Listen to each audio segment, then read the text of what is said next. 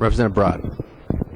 Thank you, Mr. Speaker. While we hear all sorts of interesting words, disenfranchisement, we hear there's no voter fraud, we hear all sorts of things, but there is no greater disenfranchisement than the disenfranchisement of a legal voter whose vote has been negated by an illegal voter.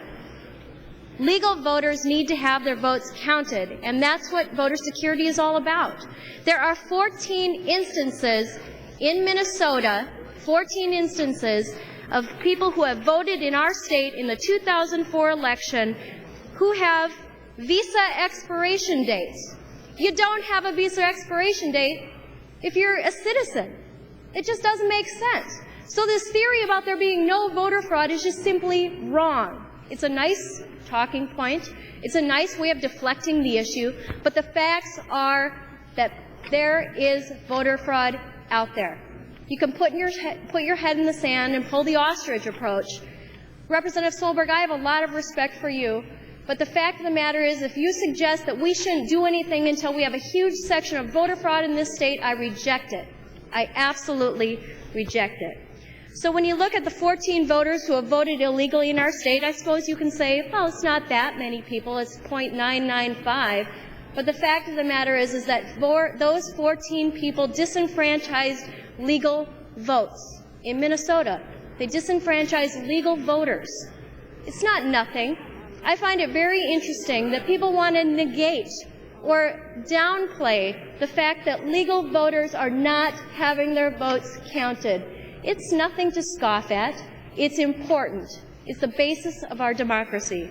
So you look at that, and then you go to some of the other evidence we have out there related to Minnesota Acorn employees, cars containing hundreds of registration cards in their trunk, employees charged with felonies for not turning in voter registration cards, employees charged with felony drug charges and misdemeanor shoplifting charges while they're doing this voter registration. You go back and you find all these information, these pieces of information that are absolutely relevant and important, but seem to be scoffed at and essentially said, well, it's really not that big of a deal because they weren't caught in the act. It's not that far of a leap to suggest that if people are committing fraud in voter registration, that they're committing fraud in voting. It's not that big of a leap. So you put the evidence together, 14 people voting illegally. It's the only 14 that we have on the list. They have visa expiration numbers.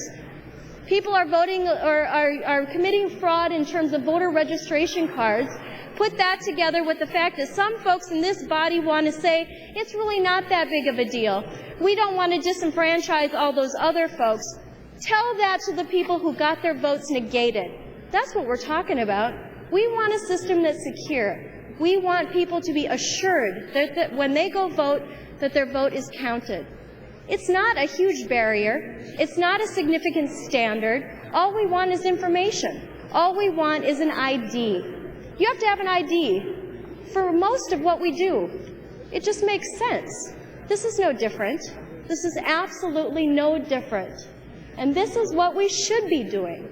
This is absolutely our responsibility as lawmakers, is to ensure that the people who are voting for us, against us, or with us have their votes counted. It's just that simple. Vote yes.